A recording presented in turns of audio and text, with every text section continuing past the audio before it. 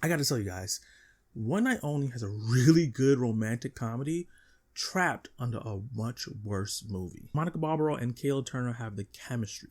The meet cute works, and watching two hopeless romantics crash into each other over and over and over in one insane night is exactly the kind of movie I wanted this to be. Unfortunately, One Night Only is also about Congress banning premarital sex 364 days a year. Basically, the Purge, but horny. And somehow, the horny Purge is the least interesting part of the movie, because every time One Night Only focuses on two people falling in love, it works. Every time it remembers the insane world they're falling in love inside, it completely falls apart. The movie's strongest weapons are Monica Barbaro and Caleb Turner. They are both the charismatic, good-looking type of actors you want playing thinly written rom-com roles. They fill in a lot of what's missing from the script. Their chemistry is tangible and could be cut with a knife. The characters Allie and Owen are hopeless romantics looking for the same exact thing, but completely different reasons. And watching them bump into each other across New York City over a crazy 12-hour night, the one night in this fictional fantasy sci-fi world where everyone that is not married can have sex, was really chaotic and fun.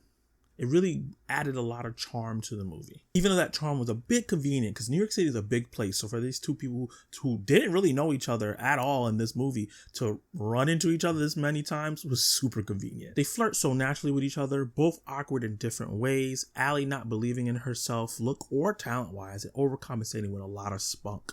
And Ali, who is confident in his abilities and looks, but hasn't been in the dating game for a long time, so he's not sure how to approach it. This creates a bunch of fun comedic moments with the characters. And the actors have really great comedic timing to pull it off to make this feel like a classic rom-com story. There's a general curiosity between them. You really believe that these two characters want to get to know the other person really well despite their situations that they're going through. Because they're so charming and so good looking, seem like great people, it's easy to root for them to get together. What really helps them out though is Will Gluck, the director, and his sense of how to do rom-coms and coming of age stories. The DNA of movies like Easy A, Friends with Benefits, and Anyone But You is all here.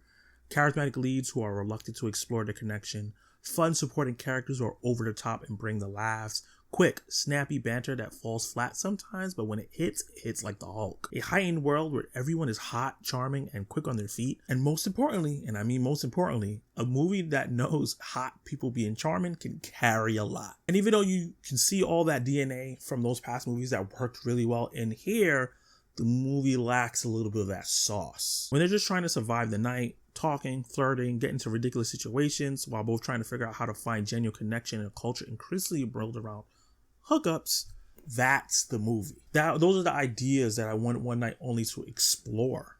But unfortunately, that's not the only movie in this movie. It also has this sex purge premise kind of pushing it down and burying the fun that the movie could have been if it was just about the relationship. Congress essentially passed a mandate, which sounds insane, to outlaw premarital sex for every day except one day of the year. And I was hoping this was going to give Will Gluck a really cool and fun way to kind of do like a satirical take on if something like this would happen, or maybe even like compare it to something that's going on in real life. It should have been a playground for the writers and the directors. And the thing is, the movie sees a lot of how the real world reflections could work. There are pharmaceutical ads turning into pop songs into jingles. Corporations have found ways to monetize the sexual repression. Tech billionaires are profiting off a problem that the government created. That's good satire. And I wish if they were going to combine these two situations, have like a really meet cute rom-com with a satire attached to it,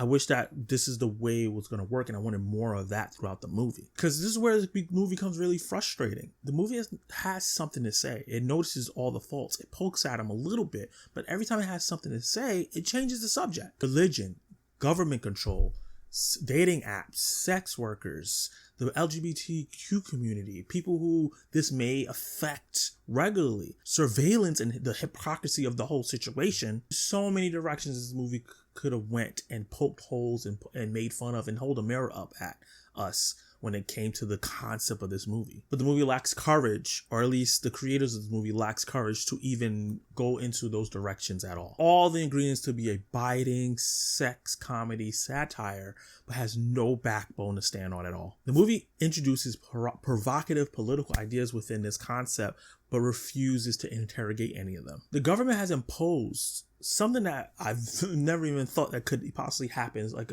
something that's super invading of privacy, but everyone seems weirdly okay with it, especially since this has only been a thing that's been around for 3 years. It's not something that was 10, 15 years in the future where they found a way to stamp it into culture. Yeah, there's a few protest signs and F the mandates in windows. There's some frustration throughout the movie, but that's not really what the movie's about. Where's the resistance? Where's the outrage? There's no news stories about people trying to revolt against this.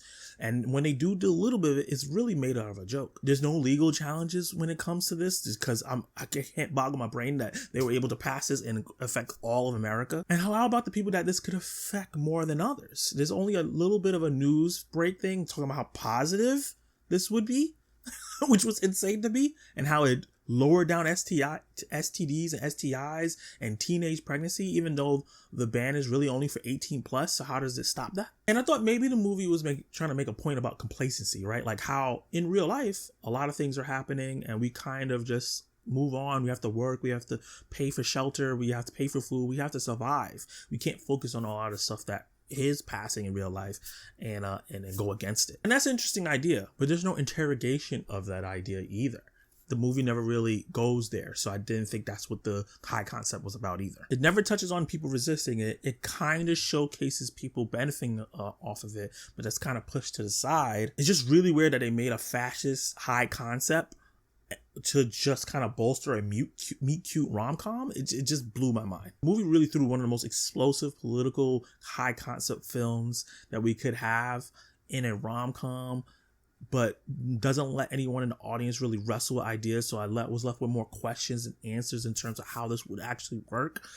But the movie wasn't concerned with that. It was just really focused on the couple, which makes sense. But I think that they shouldn't have used this concept. I think Valentine's Day could have been used for this concept, where maybe a world where Valentine's Day is a day that people really express love, and these two people haven't had a good opportunity to find that, and that's the same hijinks that happened throughout the movie could have happened with that concept as well. Especially with it being set in New York, one of the most diverse cities on the planet, and one that I don't think would allow this kind of mandate just to pass through. And the movie's tagline is really like, this is their night, the singles, this is their night. But who night is it really? Because there's nothing wrong with Allie and Owen being the center of the film. I actually really enjoyed the movie the most when it focused on them being together. When your entire premise is on the government regulating sexual activity, I feel like you should be talking about other things as well, at least having other characters of different diverse backgrounds, at least be supporting characters to see how it affects them as well. Because the movie feels like it wants to be sexually inclusive and showcase everyone, but it feels a little bit more tolerant than inclusive and accepting, because people in the LGBTQ community is in the movie, but they're kind of in the background. You see them kissing in the background, kind of like when Star Wars Force Awakens or whatever Star Wars movie said that there's going to be LGBT representation, and then they were in the end, but they were like way in the back. Way in the back.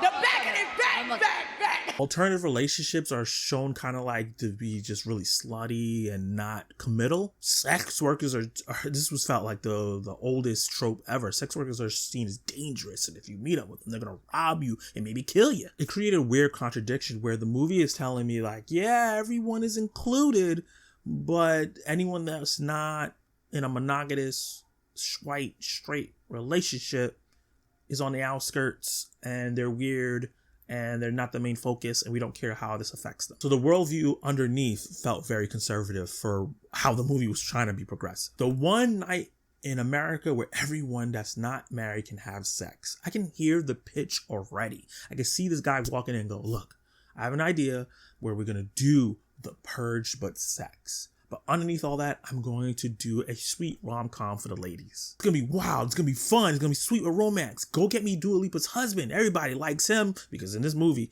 every time he walked down the street, a woman was turning their heads towards him like he's the hottest thing on the planet. But somehow this movie is super tame. It's R-rated, but nothing in the movie felt like it needed to be R-rated. There's barely any nudity, if any, in the film. there is sex, but it's not really. It's people kissing and moving their hands really wild. There's no real sense of dangerous erotic energy that you think you would feel if everyone can't have sex, or most people who are not married can't have sex all year except this one day. And nothing really particularly transgressive. I didn't see anything that would have been really weird or out of place, especially in New York City where this is not a law and I see people in the street just masturbate. That can happen to you at any time. You can just be going on a train and there's a bum in the corner and he's just going at it. You don't think that would happen more in New York City if it was outlawed for you to be doing these things in public, and then the one day a year you can just go buck wild? And the movie does show a little bit of chaos, but I feel like it was just really toned down. Those people in stores making out and then running to go home. It's just like, let's get a little wild and let's have a little bit more fun and poke at maybe some satirical moments of how sex is perceived.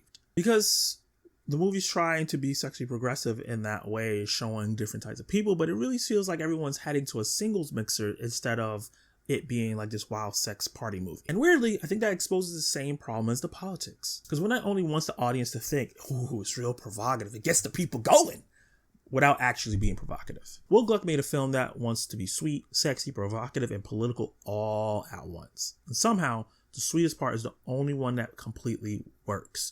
And that's what makes this frustrating, because I really liked Allie and Owen. I like watching them flirt. I like watching them stumble throughout the ridiculous night that they were having.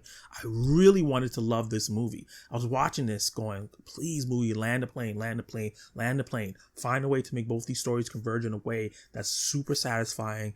And by the end of it, I had to let out a big sigh. There was someone in the theater when I was watching this movie going, what? What? When we got towards the end and the decisions that these characters ended up making, because everyone was confused. Because everybody came here for one thing and it just didn't happen. And I guess that's the irony of One Night Only. It built this outrageous dystopian thing to be surrounded by the love story and this cute situation, when at the end of it, all you needed was the love story. So with that said, I'm going to give One Night Only 2.5 out of 5.